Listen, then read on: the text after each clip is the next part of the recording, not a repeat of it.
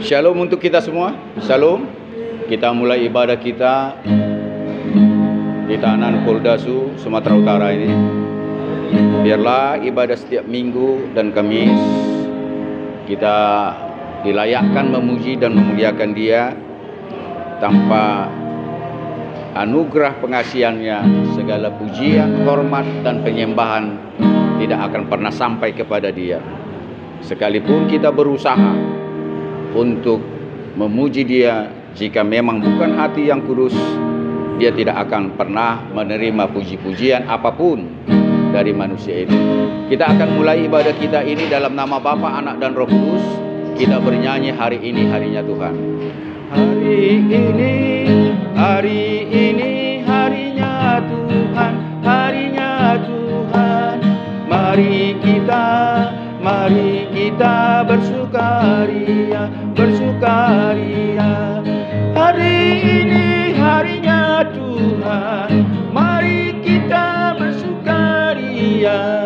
Hari ini harinya Tuhan. Ulangi. Hari ini harinya Tuhan, harinya Tuhan. Mari kita bersukaria, bersukaria. Hari ini harinya Tuhan, mari kita bersukaria. Hari ini harinya Tuhan. Hari Senin, hari Selasa, harinya Tuhan, harinya Tuhan. Hari Rabu, harinya Tuhan, harinya Tuhan. Hari Kamis, harinya Tuhan. Hari Jumat, harinya Tuhan. Hari Minggu, semua harinya Tuhan. Ulangi.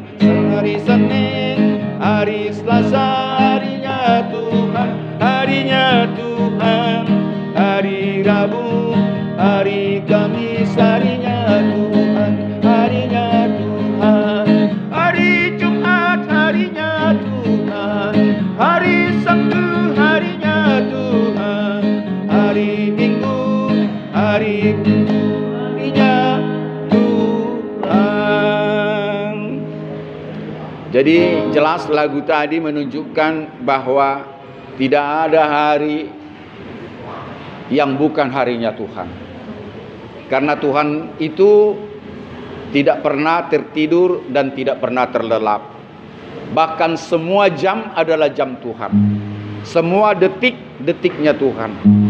Jadi karena semua detik, setiap hari, semua bulan dan tahun dan zaman adalah milik Dia, maka semua umat manusia kapan saja dapat beribadah kepada Dia. Amin.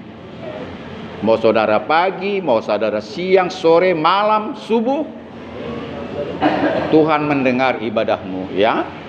Jadi kalaupun saudara membuat ibadah-ibadah tersendiri secara rutinitas, tidak salah. Tetapi jangan keliru bahwa semua jam, detik, hari, tahun, zaman itu milik Dia. Karena Tuhan pencipta langit dan bumi dan waktu. Dia tidak bermula dan tidak pula berakhir. Ya, jangan lupa. Hanya Dialah tak bermula dan tidak berakhir. Karena itu Dia pernah mengatakan, akulah Alfa dan akulah Omega. Akulah yang awal dan akulah yang akhir. Makanya tidak ada satu makhluk mendahului Dia dan mengakhiri Dia. Ingat itu. Tidak satu makhluk apapun namanya itu, mau manusia, mau binatang, mau tumbuh-tumbuhan, lembah, gunung, ya, halilintar, dan semuanya tidak ada yang mendahuluinya dan tidak ada pula yang mengakhirinya. Jadi Alfa Omega, yang awal dan yang akhir adalah Tuhan yang Esa, Tuhan yang satu, pencipta langit dan bumi. Orang Ibrani menyebut itu El Sebaut, Elohim Sebaut. Dialah sang pencipta dan Dialah El Shaddai, Tuhan yang maha kuasa, dan dialah itu El Gibor, Tuhan yang maha perkasa, dan dialah itu El Jireh, Tuhan yang menyediakan segala yang diperlukan oleh makhluk-makhluk ciptaannya. Dialah yang memelihara, dia yang menyediakan apa yang diperlukan tumbuh-tumbuhan, apa yang diperlukan binatang, apa yang diperlukan manusia, bahkan apa yang diperlukan gunung dan lembah, halilintar dan angin dan awan, semuanya dia sudah sediakan. Itu maka disebut dia El Jireh, Elohim Jireh, Tuhan yang maha menyediakan segala yang diperlukan ciptaannya. Karena segala yang diciptakan adalah memerlukan energi, memerlukan makanan, minuman, apapun itu namanya. Sekalipun cacing dalam tubuh bumi ini, dia memerlukan sesuatu untuk dirinya sendiri. Tapi Tuhan menyediakan itu untuk dia. Tepuk tangan dulu buat Tuhan. Jadi saya mau katakan lagi bahwa dan Tuhan tidak akan pernah lalai, ya, karena dia tadi saya katakan dia tidak pernah tertidur dan terlelap. Dia tidak perlu istirahat, ya, karena dia adalah maha perkasa. Kalau kita tidak perkasa, perkasa artinya kuat, strong. Dia tidak memerlukan energi. Kita ini yang perlu energi, tumbuh-tumbuhan, binatang dan sebagainya. Karena keperkasaan dialah mampu memberikan kekuatan kepada manusia. Raja Daud mengatakan dalam Mazmur 84 ayat 5 apa dikatakan? Berbahagialah orang yang mengandalkan, berbahagialah orang yang mendapatkan kekuatan daripada Tuhan, dan yang berhasrat ingin melakukan ziarah kepada dia.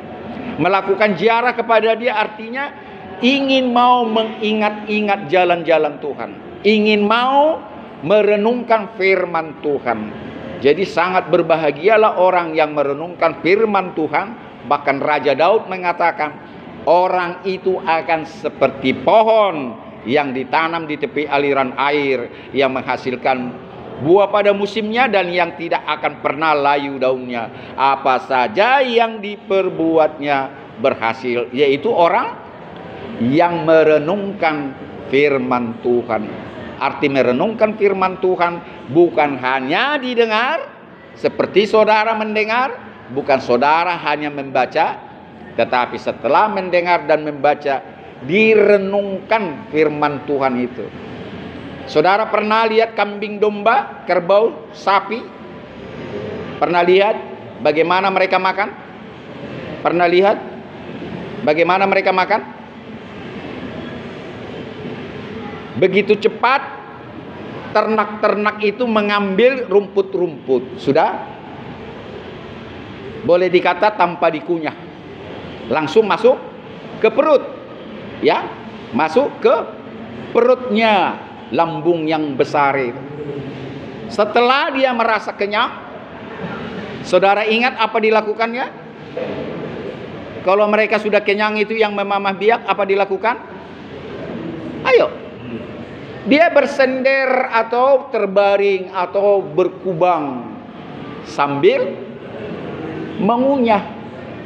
Dikeluarkanlah itu rumput-rumput apapun yang dimakannya tadi, baru dimamah, ya, dikunyah, ya, hingga rumput apapun yang masuk ke perut besarnya tadi jadi halus. Kenapa daun singkong, daun ubi itu enak? Kalau ditumbuk. Sedangkan kalau ditumbuk kurang enaknya. Kenapa? Karena lembut. Cukup hanya lembut? Saya bilang tidak.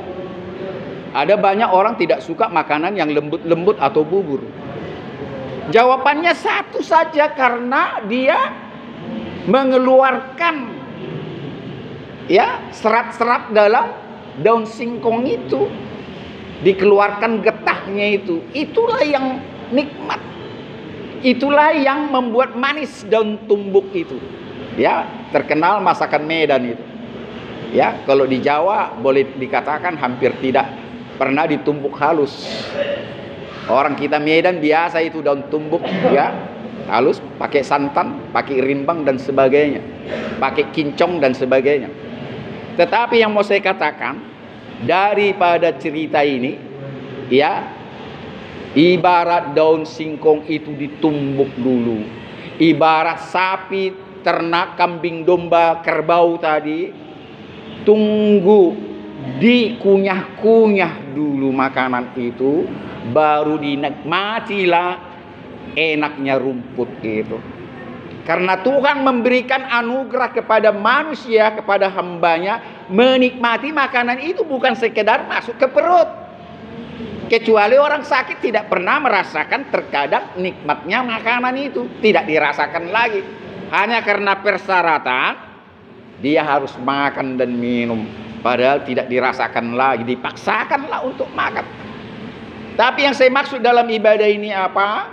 Nikmatilah pada saat saudara merenungkan firman Tuhan itu. Ya, bukan hanya membaca, ya, membaca sebentar lupa itu, bukan hanya sekedar mendengar, masuk kanan keluar kiri, itu tidak ada artinya kawan. Tetapi Tuhan mengatakan renungkanlah firman-Ku siang dan malam. Raja Daud juga mengatakan apa dalam Mazmur 1, dalam Jabur 1 ayat 1 sampai 6, apa dikatakan di situ?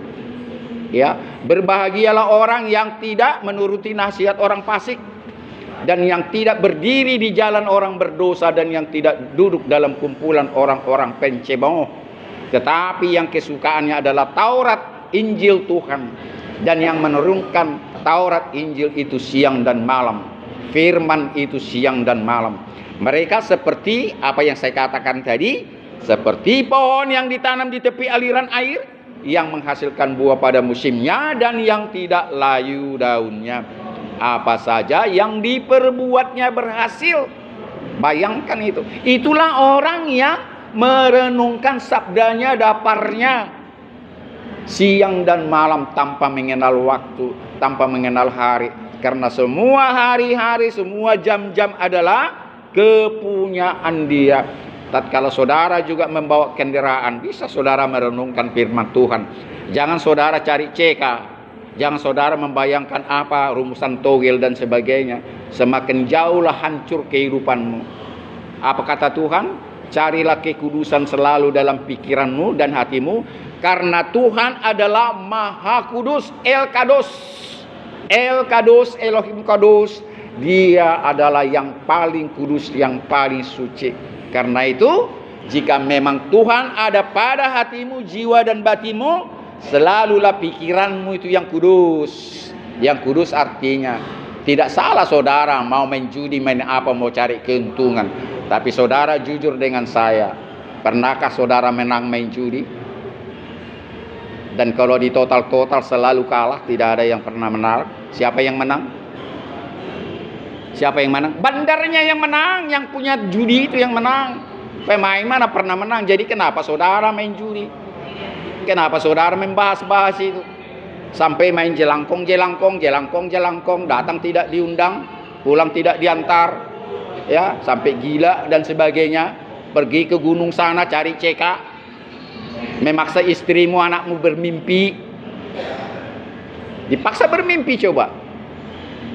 Dan kepada orang-orang sakit di jalan sana yang setengah telanjang itu ditanya rumusan togel dan sebagainya. Kapan saudara tobat untuk itu? Padahal rumusannya tidak akan pernah menang. Saya seorang pendeta loh. 3 kali saya ditabalkan menjadi penginjil misionaris. Berdasarkan Matius 25 ayat 18-19.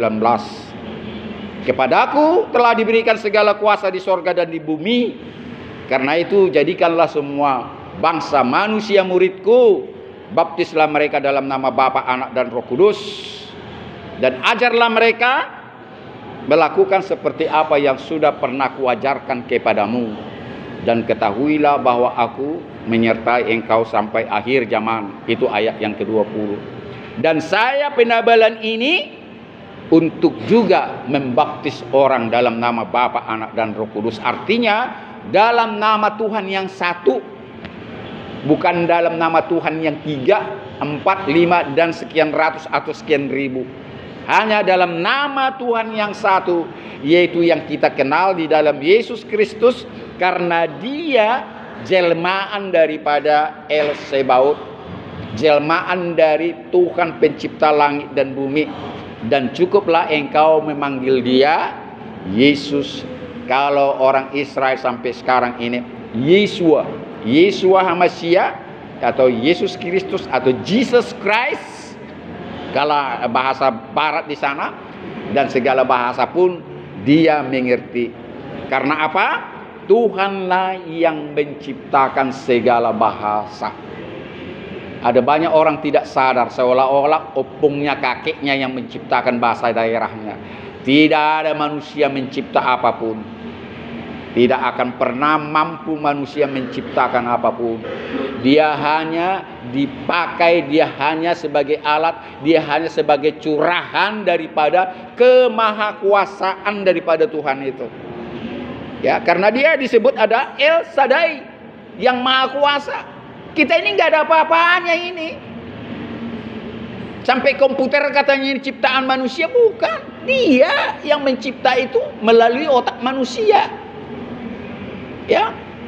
Dan sekarang ini tak terbantahkan bahwa bangsa Yahudi yang banyak dicekam manusia, bahkan kita cekam juga orang Kristen, ya, yang tidak percaya bahwa Yesus yang disalibkannya itu, itulah yang dinanti-nantikan sampai sekarang ini. Itulah bodohnya orang Yahudi itu. Sekali lagi saya ulangi, nanti baca di Matius, di Yesaya 53, terlalu lama dibaca. Itu selalu dibaca-baca itu. Ya, setiap ibadah dibaca itu, Yesaya 53 itu panjang sekali. Di situ nubuatan tentang dia mau datang, yaitu Yesus mau datang.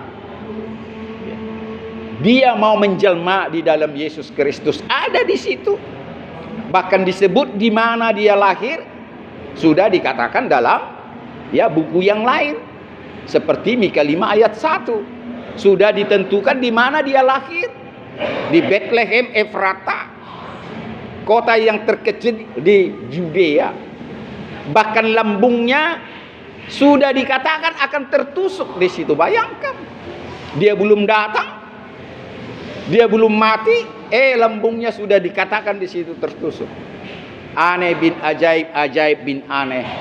Mereka yang tunggu-tunggu berabad-abad menunggu kedatangan penyelamat itu, yang sudah mereka tangkap, yang mereka sudah salibkan, yang sudah mereka matikan, mereka tidak percaya itulah Mesias, itulah juru selamat yang mereka tunggu-tunggu. Dibaca-bacakan itu di bait-bait suci setiap ibadah-ibadah orang Yahudi sampai sekarang ini, detik ini.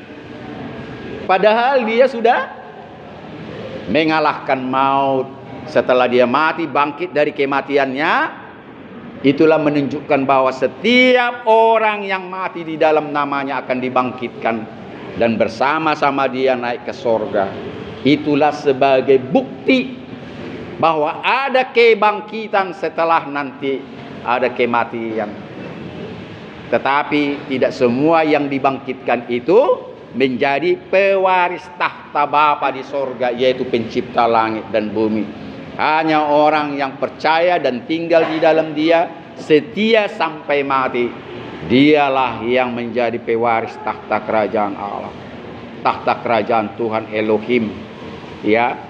Dan itu maka saya katakan tadi bahwa selalulah saudara berpikiran yang kudus. Jangan berpikir yang enggak-enggak lagi. Jangan cari jalan pintas untuk makan dan minum, apalagi kaya. Ya, orang-orang pegawai negeri semua korupsi dan segala-galanya. Ada banyak bupati, gubernur, bahkan menteri pun, ya, saudara pernah dengar sudah dipenjarakan dan sampai sekarang. Termasuk anggota dewan yang mewakili kita ini, rakyat Indonesia ini, sudah terpenjara sama dengan saudara. Saya tidak tahu apa yang saudara lakukan. Saudara mungkin jalan pintas menjual narkoba biar cepat kaya dan sebagainya. Ya, inilah akibatnya. Ya, ini akibatnya saudara menanggung dari perbuatan saudara. Saudara tidak akan pernah bisa lepas dari hukuman karena undang-undang itu bolak-balik. Saya katakan, saudara sendiri yang bikin KUHP melalui anggota dewan perwakilanmu. Siapa yang kau tusuk dulu? Itulah yang membuat undang-undang itu bersama pemerintah. Jadi jangan pernah saudara melawan petugas polisi menangkapmu kawan. Ada banyak kesaksian di penjara maupun tahanan polisi. Bersyukur Tuhan saya ditangkap. Saya dipenjarakan. Karena apa? Kalau saya tidak ditangkap dan dipenjarakan, mungkin saya sudah dibakar hidup-hidup. Seperti berapa banyak begal yang sudah dibakar hidup-hidup. Ya, terkecuali kalau saudara gagal fokus mencari kerajaan sorga. Ada banyak orang gagal fokus mencari kerajaan sorga dengan cara singkat, cepat, jalan pintas, bom bunuh diri. Katanya akan berjumpa dengan sekian banyak, ya, dayang-dayang nanti setelah kau mati dan langsung naik ke sorga. Inilah ajaran sesat, dan bangsa Indonesia mengutuk ajaran ini, dan tidak ada agama yang mengajarkan itu. Dan inilah yang perlu kita share, kita ajarkan kepada semua orang yang beragama, entah agama apa itu di Indonesia, bahwa kerajaan sorga bukanlah hasil dari usaha manusia. Camkan itu.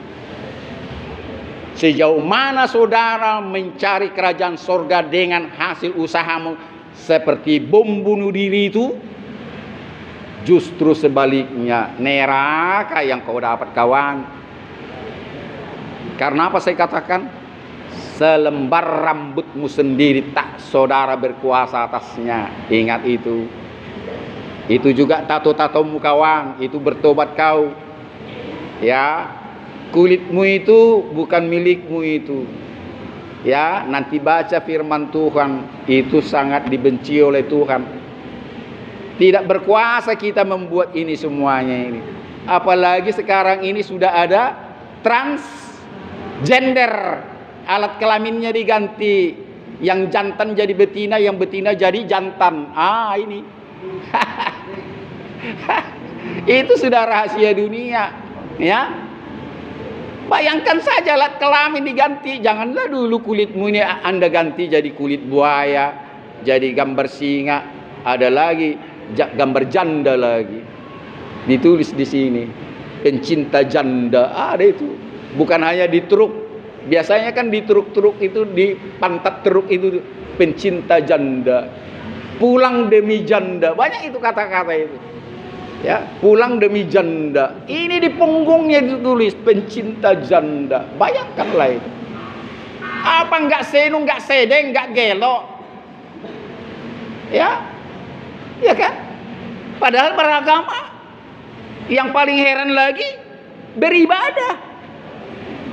Kalau kita beribadah, pertama saudara harus yakin bahwa dirimu dan diriku ini bukan milik kita. Amin. Tepuk tangan itu. Bukan milik kita. Selembar rambut ini, ya nggak ada lagi rambutku ya. Sudah nggak ada. Selembar rambut ini pun kita tidak berkuasa untuk itu. Karena itu jangan tambah lagi tatomu ini. Ya, jangan sampai Tuhan marah, sudah diingatkan. Tidak berhak saudara mengganti kulitmu itu.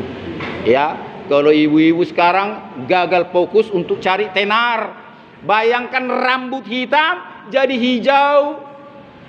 Jadi ada oranye. Warna pelangi rambutnya, bayangkan itu. Gagal fokus untuk cari perhatian. Apa enggak gila dunia ini coba? Ya kalau memang warna emas kayak orang-orang bule sana, ya memang itu sudah warna rambutnya. Ya kan? Jangan sampai warna hijau ada rambut pula lagi dan sebagainya.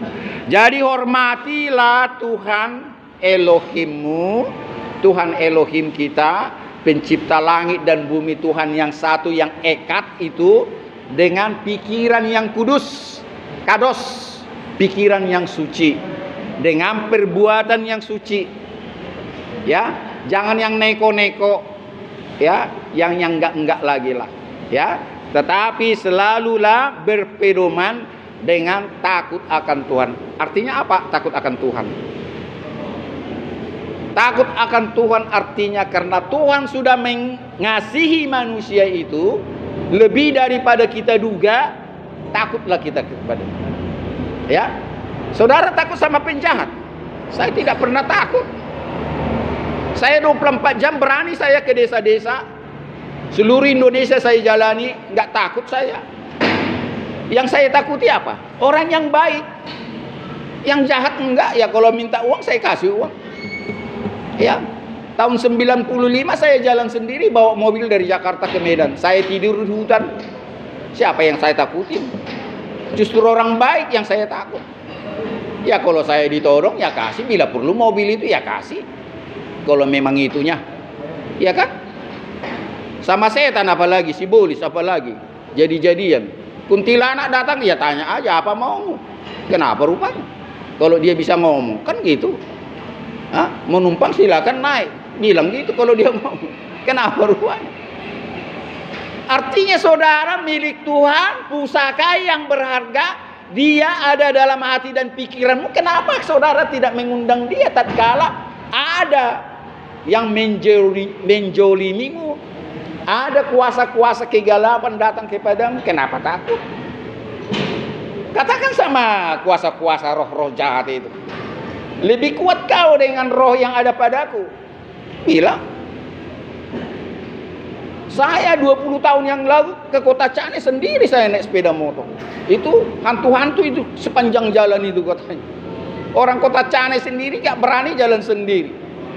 Ya, 20 tahun yang lalu saya jalan sepeda motor. Masih hutan-hutan itu. Kenapa saya takut? Jadi sekali lagi yang saya takuti adalah orang yang baik, orang yang suci. Kalau orang jahat sejahat apapun, ngapain saya takut? Kalau dia minta harta saya silakan. Dia minta sepeda motor saya silakan lah. Kalau memang itu. Takut dengan kuntilanak. Ya ngomong baik-baik kalau dia bisa ngomong. Ya kan? Jadi jangan pernah takut dengan kejahatan. Baca nanti dalam Mazmur 91. Hanya syarat orang yang bermalam, yang duduk bersama-sama, orang yang diam di rumah Tuhan. Dia memberikan perlindungan. Dia memberikan perlindungan dari segala sakit penyakit apapun. Dia memberikan perlindungan dari segala mara bahaya. Itu Mazmur 121. Kecelakaan apapun saudara akan ditolongnya, nyawamu dipelihara. Ini memang luar biasa Raja Daud. Padahal Raja Daud, Nabi Daud itu banyak dosanya itu. Ada dosa-dosanya. Termasuk liciknya dia, istrinya Uria. Uria itu panglima perangnya itu. Ya, pernah dengarkan ceritanya? Sengaja diutus berperang untuk mati agar diambil istrinya yang cantik itu. Di mata Tuhan itu kejahatan, licik tapi tidak kudus. Tuhan Yesus pernah mengatakan apa? Hendaklah engkau cerdik seperti ular tapi tulus seperti merpati. Boleh saudara licik, biar saudara jangan ditipu. Banyak tipu-tipu, tapi kelicikanmu haruslah kudus. Haruslah suci, bukan kotor, bukan hanya mengakalin orang untuk perutmu sendiri. Nah, itu licik busuk. Ya, jadilah orang yang licik, berkhidmat, berpengetahuan, tetapi pengetahuan, hikmat yang takut akan Tuhan. Artinya saudara harus jujur. Jangan timbanganmu Anda kotak-katik sehingga untungmu banyak.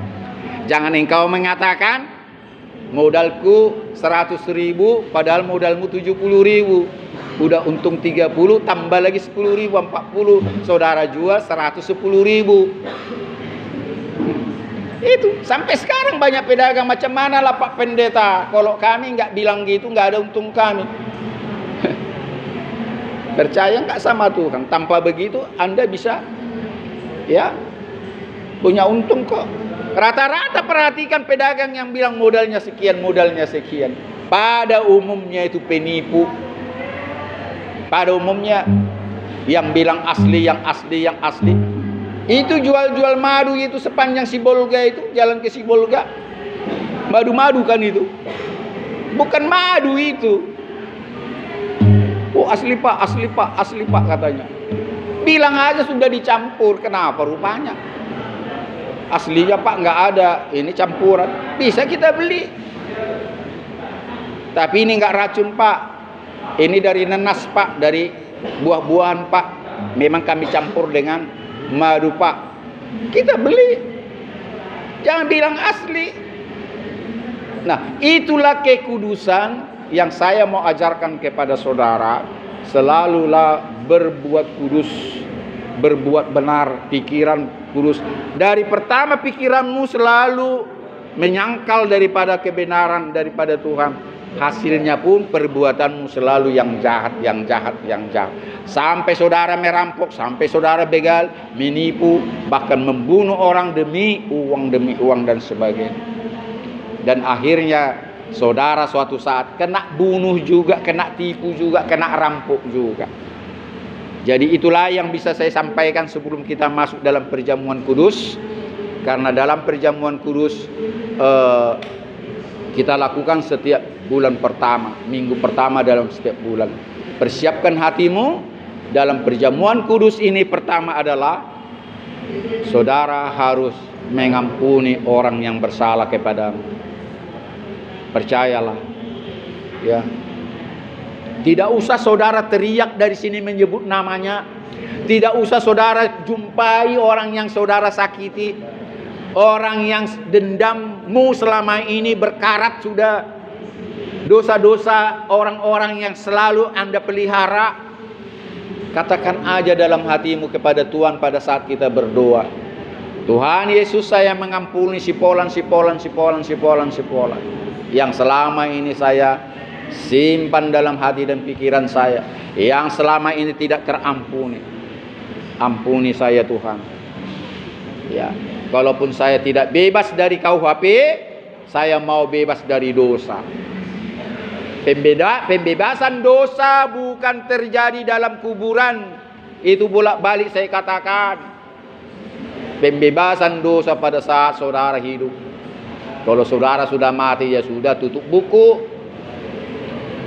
10 keturunan mendoakanmu, dosamu tidak akan terampuni. Orang Anda yang bikin kok jadi anak cucumu yang mendoakanmu.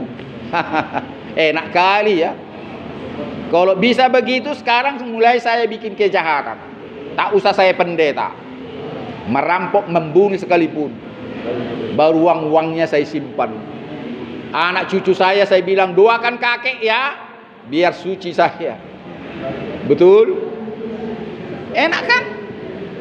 Kalau gampang mengampuni dosa dengan cara itu, kumpulkan aja uangmu semua, kasih sama anak cucumu. Doakan bapak, doakan kakek agar naik ke surga. Tidak. Padahal satu sebetulnya yang gak sulit, saudara mau mengampuni orang yang bersalah. Hanya itu saja, nggak ada syarat-syarat lain. Tidak usah saudara kasih emas, permata dan sebagainya. Tuhan juga tahu kok. Tidak pakai uang. Karena menebus dosamu juga bukan dengan emas dan perak, tetapi dengan darahnya yang tercurah di Golgota, darah yang tumpah di kayu salib. Penderitaan kematiannya lah cara menebus engkau dari dosa-dosamu. Asal engkau mau jujur.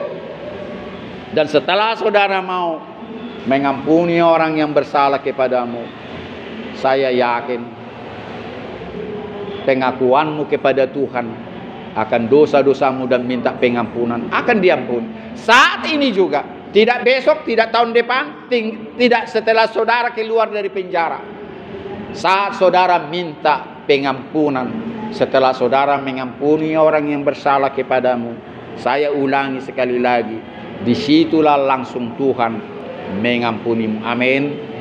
Itulah luar biasanya. Setelah saudara terampuni, jangan lupa pelihara kekudusan.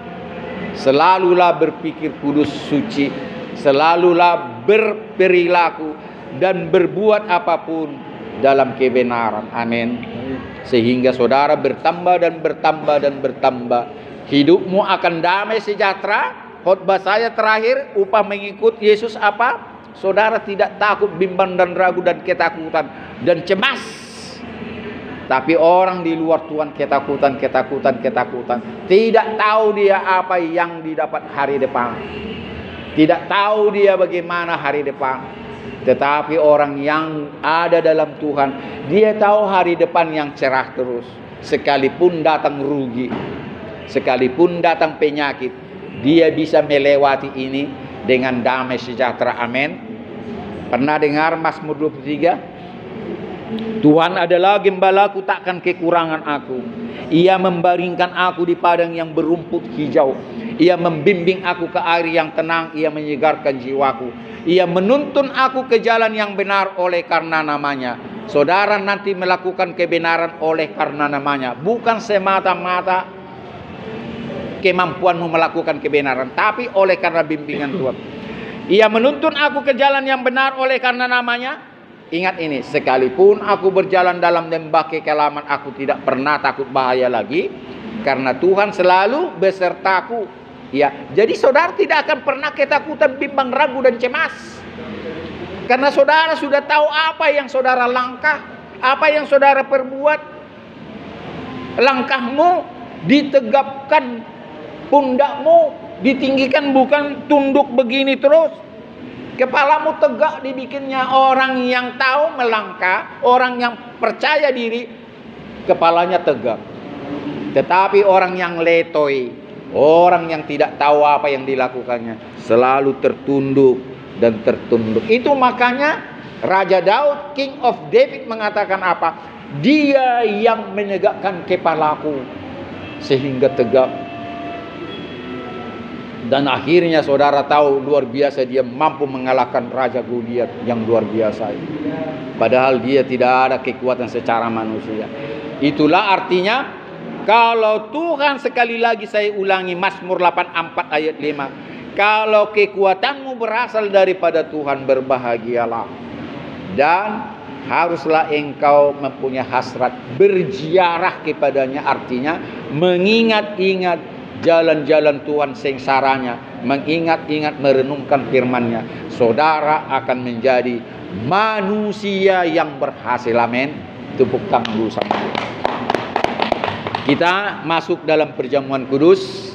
Sebelumnya kita berdoa, dan mampukanlah saudara mengampuni segala dosa yang saudara ingat. Dan minta tolong sama Tuhan, ingatkan saya orang-orang yang saya belum ampuni dosanya. Sehingga perjamuan kudus saat ini, pengampunan dosa akan berlangsung kepada saya dengan benar, dan saya merasakannya. Ya, kita berdoa. Bapa yang baik, Elohim, pencipta langit dan bumi, El Sebaot, Tuhan yang satu, Tuhan yang eka, yang datang ke dunia ini di dalam Yesus Kristus yang sudah mati, bangkit dan naik ke surga sekarang ini, yang sekarang kami menunggu kedatangannya untuk mau menghakimi orang yang hidup dan yang mati. Tuhan, kami saat ini sudah beribadah kepadamu atas pimpinan Roh Kudus, atas pimpinan-Mu. Sekarang juga Tuhan, kami sudah membaca, mendengar firman-Mu dan merenungkan seketika ini. Mampukanlah Tuhan kami setiap saat boleh merenungkan firman-Mu, setelah firman itu menjadi rema dalam hidup kami, dalam jiwa dan batin kami, karena dia sudah melekat dan tidak akan pernah terlepas lagi. Dan kami percaya Tuhan, Engkau tidak salah memberi firman-Mu kepada setiap orang yang percaya kepadamu, dan Engkau tidak akan pernah salah memberikan anugerah karunia kepada anak-anak-Mu yang Engkau pilih. Karena itu Tuhan, sebentar kami masuk dalam perjamuan kudus, Tuhan persiapkanlah daripada hamba-hambamu ini, mutiara-mutiaramu yang berharga ini, tanaman-tanaman yang sudah menguning ini. Biarlah atas nama Tuhan hambamu menyabit mereka untuk mengumpulkan mereka dalam lumbung kerajaanmu, menjadi mutiara dalam kerajaanmu, karena mereka sangat berharga Tuhan.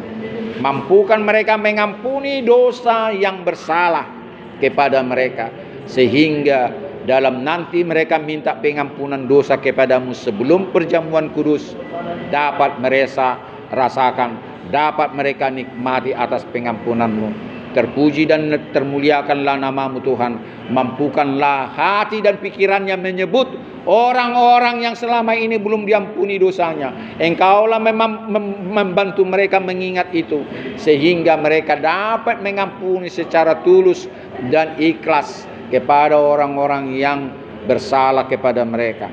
Terima kasih Tuhan, kalau kami sudah mengampuni orang yang bersalah kepada kami.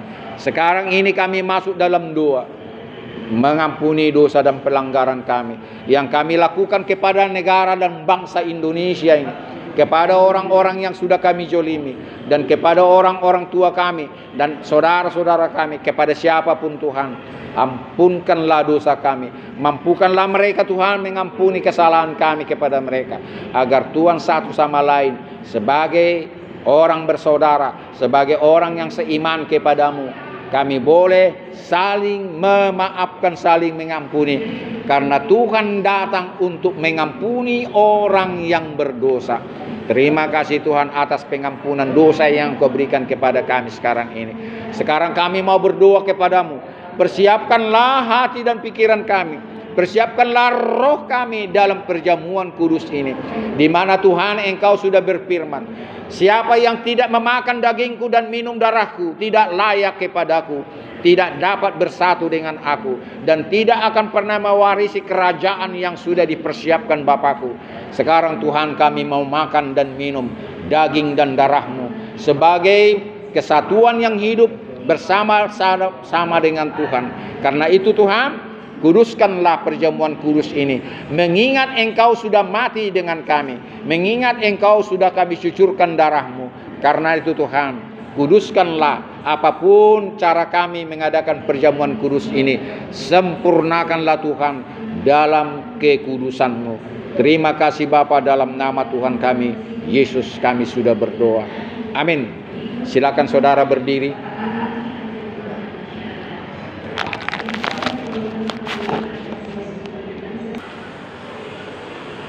Tibalah waktunya Tuhan Yesus mengatakan kepada murid-muridnya, sudah tiba waktunya anak manusia akan dipersembahkan kepada penyamun-penyamun.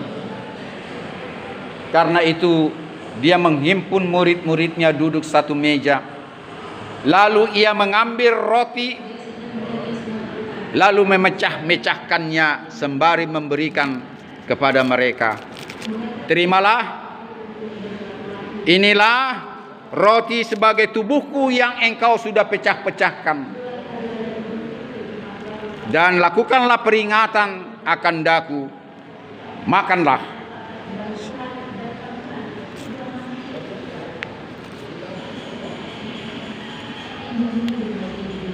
Setelah Yesus memberikan roti sebagai lambang tubuhnya yang sudah dipecah-pecahkan, sudah dibunuh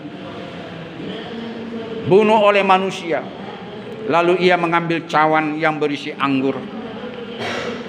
Inilah darahku, darah perjanjian, di mana lewat darah tertumpah dosa dunia akan terampuni. Minumlah anggur ini sebagai darah perjanjian atas keselamatanmu. Minumlah dalam nama Yesus. Minumlah dalam nama Yesus. Silakan berikan sama saya.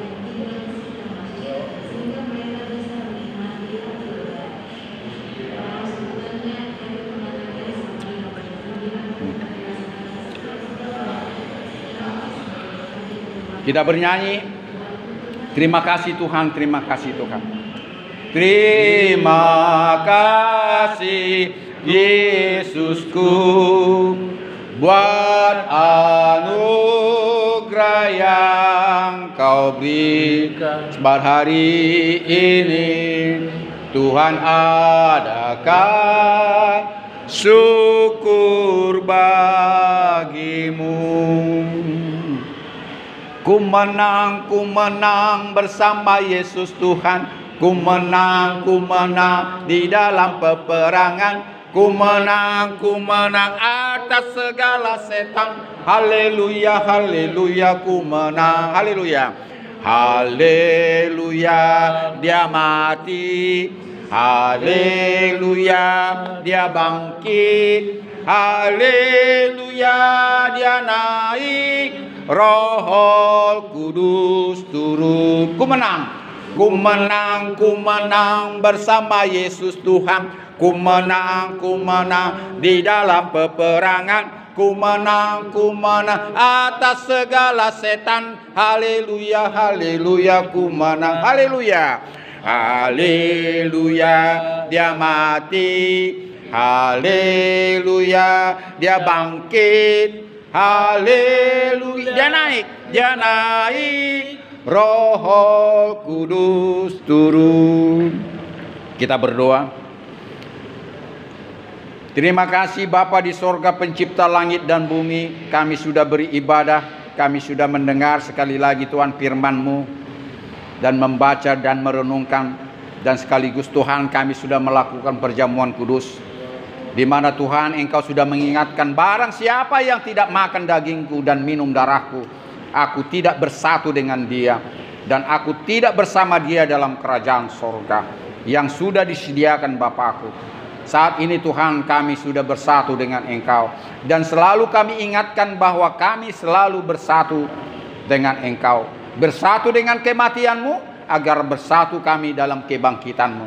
Karena itu Tuhan, mampukan kami boleh mati bersama Yesus atas pengampunan dosa kepada sesama manusia, dan pembalasan tidak kami lakukan kepada orang yang membuat jahat kepada kami, karena dendam dan pembalasan adalah hak-Mu, bukan hak kami. Terima kasih Tuhan atas anugerah-Mu yang sudah kami mengikuti perjamuan kudus ini, tanda kami memperingati kematian dan siksaan kepadamu. Kami berdoa Tuhan, biarlah Engkau memberkati semua orang-orang dalam sel ini, sama dengan Engkau sudah memberkati kami. Biarlah kiranya mereka Engkau tegakkan kepalanya. Janganlah mereka tertunduk, janganlah mereka putus asa, janganlah mereka patah hati, tetapi tetap semangat, karena masih terbuka pintu untuk maaf daripadamu. Masih ada kesempatan untuk pertobatan kepada mereka yang bersalah kepadamu dan sesama manusia. Karena itu Tuhan, mampukanlah setiap insan untuk mengaku dosa kepadamu.